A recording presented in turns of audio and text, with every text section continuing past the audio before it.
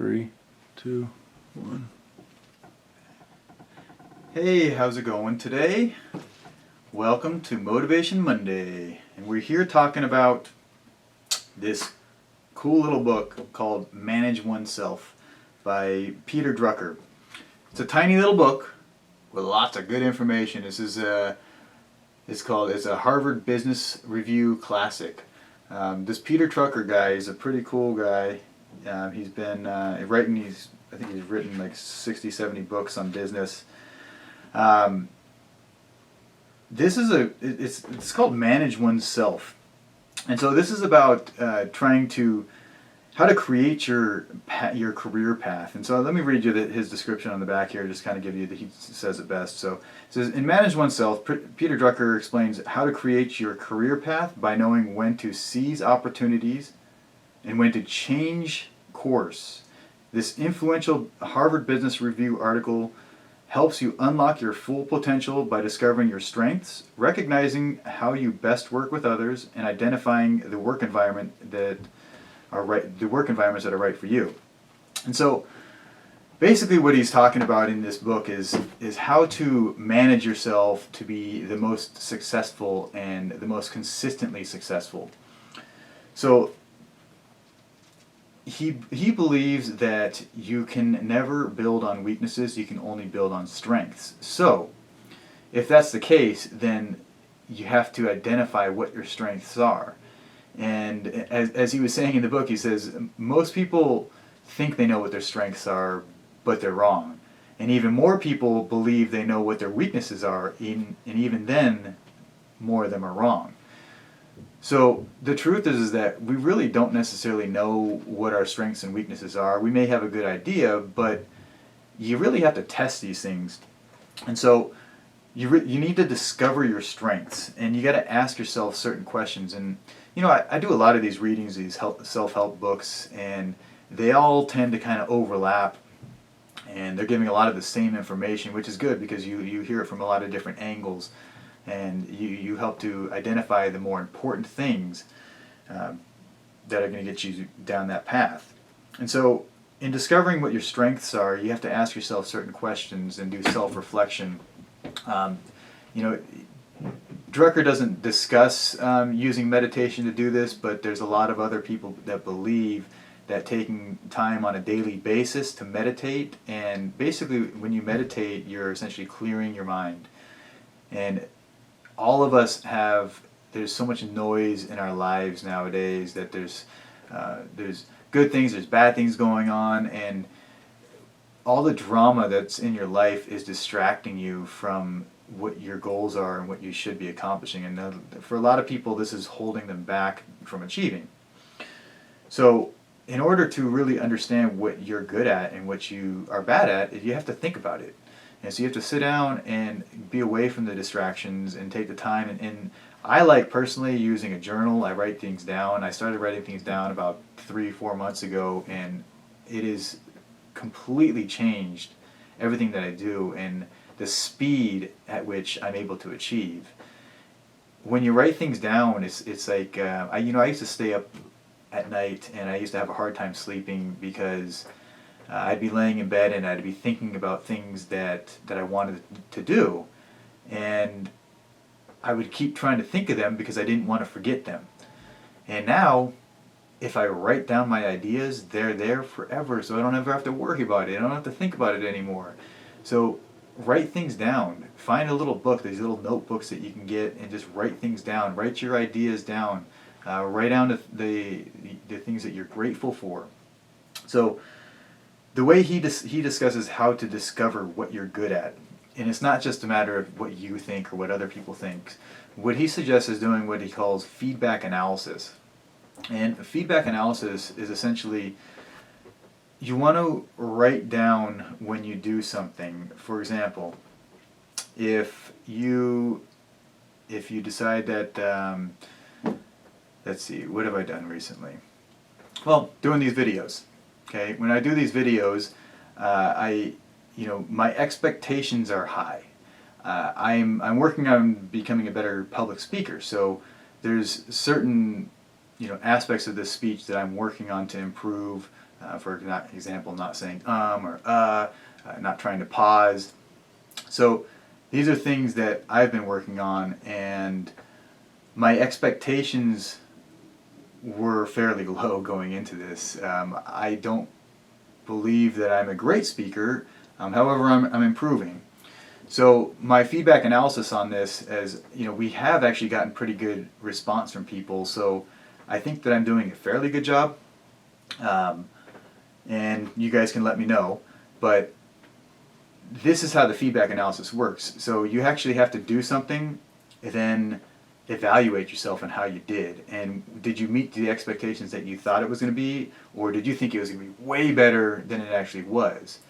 And so determining on what your strengths and your weaknesses are is that when you focus on something and you achieve and you accomplish what you're trying to do, those are typically your strengths. And those that you fail or you come up short, those tend to be your weaknesses. And so you have to do this over time, and you'll find that when when you find what your strengths are, you can start to focus more in those strengths and put more of your effort into those strengths. Now, Drucker says that you can only build on those strengths. So if you're trying to do things, or you're trying to work in a situation where it's not your strength, you're going to fail, or you're going to have mediocre, fair results. So you have to figure out for you what is going to be your strength. Now, for me personally, when I was looking at this, the things that I believe that I'm good at and that have worked for me in the past is one, I'm a really hard worker. I feel like when I'm struggling, perhaps in competing with other people, or I see other people that are better than me, I know that I can work 10 times harder than them and still accomplish the same amount of things. So although I don't have the natural talent that other people may have, I can work harder and accomplish the same, if not more, than these people do. And I saw this personally. I was a soccer player. I played soccer my entire life. I played in college at a very high level. However, I never really believed that I had natural talent. There are some players that seem to have natural talent. They have speed, quickness. They just everything seemed to come easy to them. And for me, everything seemed really difficult, or to me it seemed difficult to me. But I had the opportunity to work really hard with some great coaches and great teachers, and I had some amazing mentors over the years. And because of those people and my hard work, I was able to achieve and compete at the highest level in college soccer. So one of my biggest strengths is my hard work. I also think that the ability for me to be disciplined to do things consistently is definitely one of my strengths. I'm also, I do liposuction for a living, so I'm good with my hands. And the funny thing is as a soccer player, I thought I was great with my feet and not good with my hands. So that was a place where I actually excelled, where I thought I had a deficit. And so I would have never known unless I pushed myself, and I had the opportunity to learn how to do liposuction, and it just happened that I was good at it. And so because I was good at it, I built on it, and I did more, and I focused, and I did more, and I got as much experience as I could, and I got better at it. And so I built on my strengths. I recognized what my strength was, and I focused on that and tried to push away my weaknesses. And I did a lot of this through feedback analysis. And you can do this, again, as writing these things down, but you can also talk to people and your friends and family, and a lot of them are going to have a good idea of what your strengths and weaknesses are, and they can help remind you from a third-party view of what's going on in your life. Because a lot of times we look at ourselves and we don't actually see reality, because we create this reality that we live in.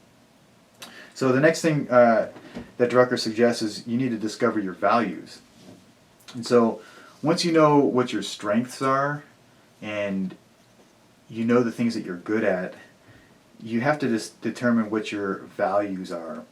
And when I think about values, the things that I value personally, I value loyalty.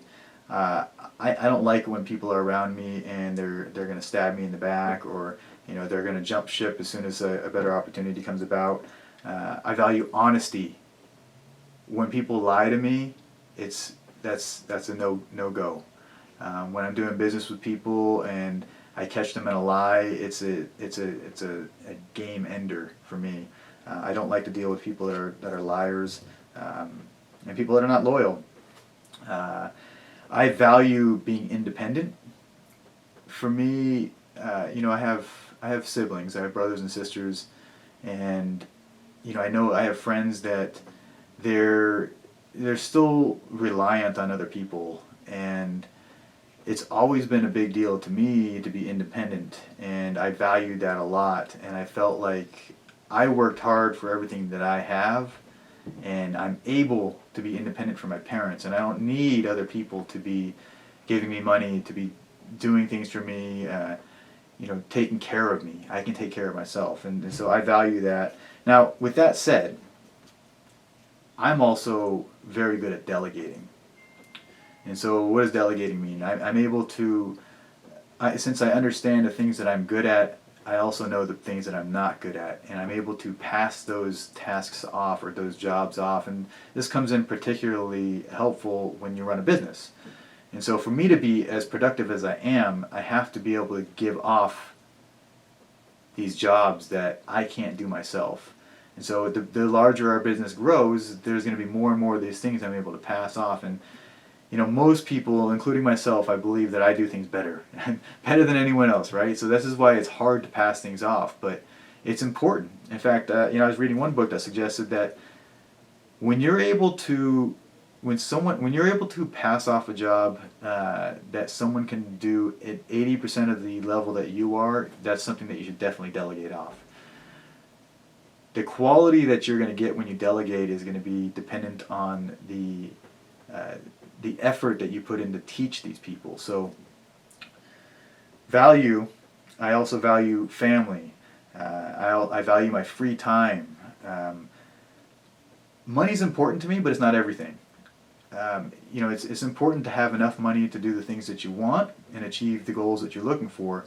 Now, money it's the key to achieving big, because you got to have this capital to expand and grow. And if you don't have the money, you can if, say for example, if you're looking to start your own business, if you don't have enough money, you're gonna feel insecure at taking that level of risk. So you got to save money. It's definitely important. Now, what Drucker says with all these things is that once you know your strengths, you know your values, you have to try to align them with what your purpose is. So, and again, a lot of this comes in self-reflection. So you got to think about and figure out what is your purpose. Is it to help people? Is it to change the world? Is it to lay on the couch and watch football every Sunday?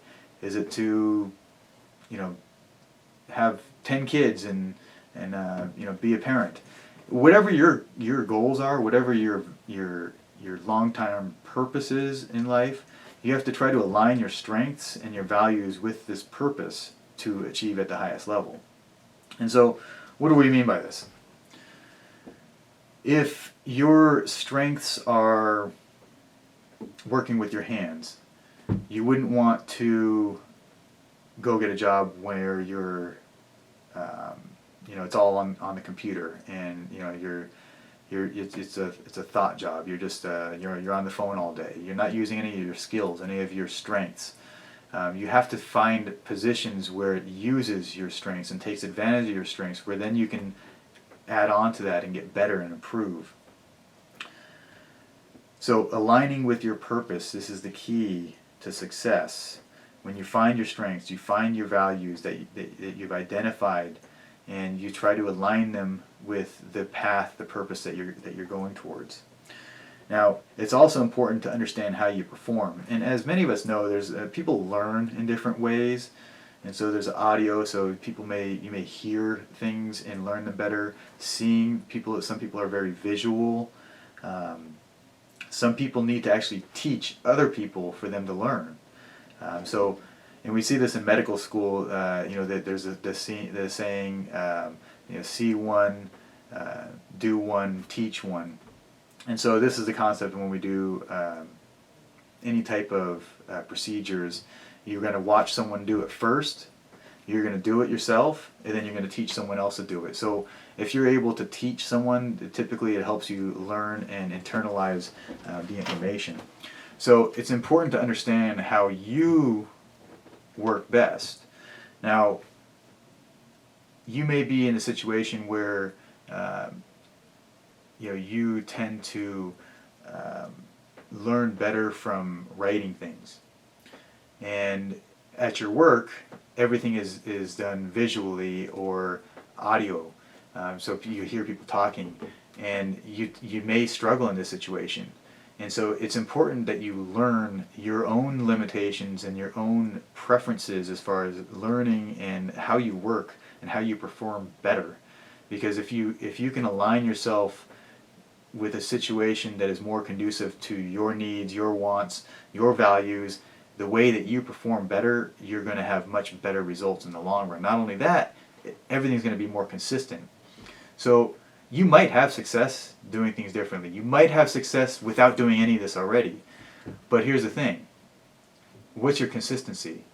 In your long term, how many mistakes do you make? How many problems do you have? And so this is about eliminating those problems, eliminating those mistakes, being more efficient and being better at what you do, because when you're better, you're going to excel and you're going to reach those higher levels. You're going to get promotions quicker. So you have to put yourself in a situation that's the best for you. Whether you would prefer working in a small company or a big company, these are preferences. Whether you work well on a time frame where you have deadlines. Some people thrive on deadlines. Other people don't. So if you don't know, you may put yourself in a situation where you're going to fail because you don't thrive at that. It's not one of your strengths. So you got to figure out what works best for you. Are you the type of person that you're the doer? You like to work by yourself, or do you like to work better in a team? Or do you like to be the boss? Do you like to be in charge of everything? These are situations that if you don't figure them out, you're gonna have a challenge, and you're gonna have a problem dealing with people. If you know that you don't deal well with people, then you shouldn't put yourself in a situation whether it's a team environment where the success of the company is based off of you working with other people. If you know that your strengths aren't conducive with your job, you should change.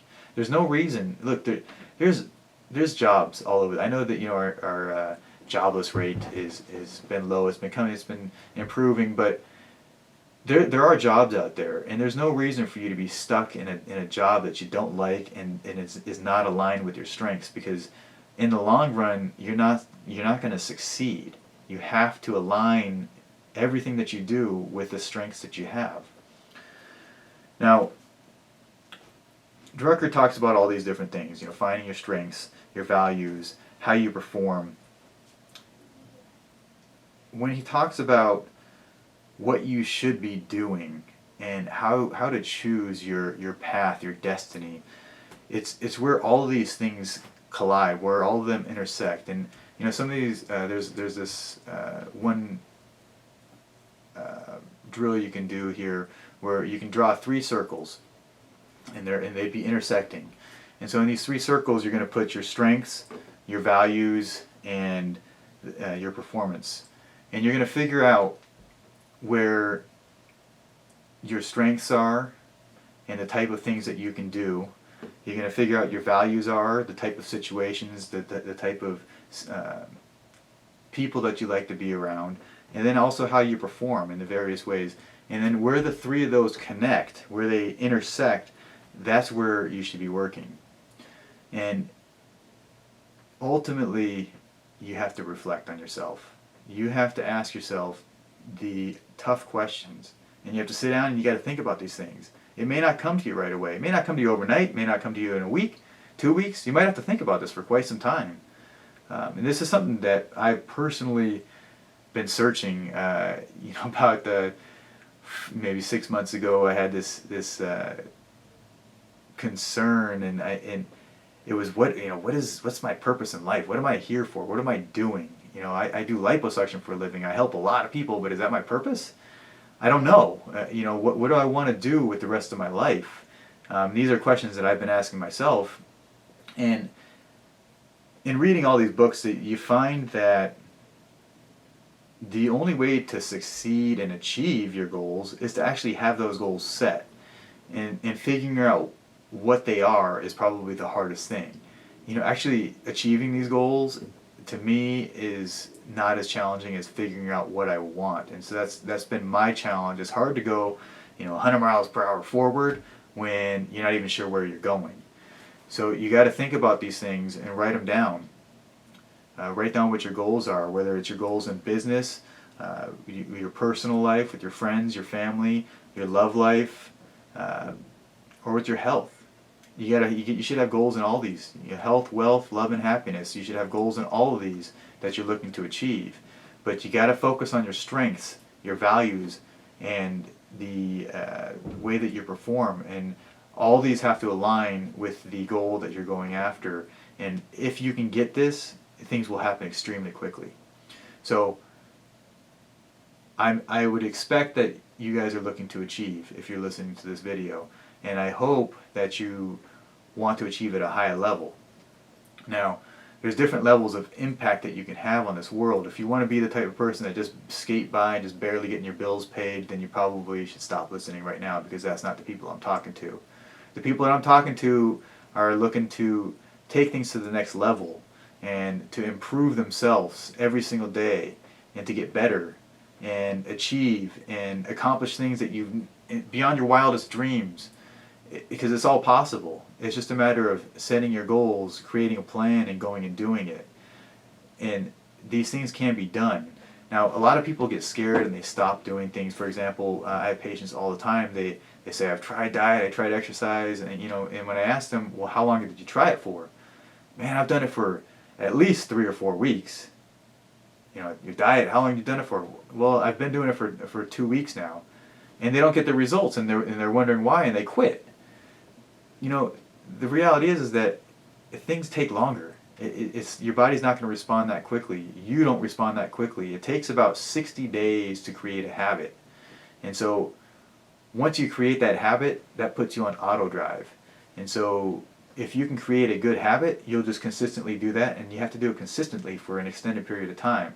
And what's an extended period of time? Most people believe it's about 18 months. So you have to stick to things for 18 months, but it gets easy. After 3 months, it becomes a habit. So it's the first 3 months where you really got to be disciplined. I'm sorry, I said 3 months. It's 2 months. 60 days is what is suggested for creating habits. So go through yourself. You got to reflect on yourself and figure out where your strengths are. Figure out where your weaknesses are. You have to try to eliminate those weaknesses. Try to do less of them. So if you know you're not good with your hands, then don't work with your hands as often. Now, you can always try and improve in things. I'm not saying that just because you're weak at it, don't go do things. You can always try and improve on things. But if you're trying to succeed at it, like if you have your goal and you decide what your goal is to be a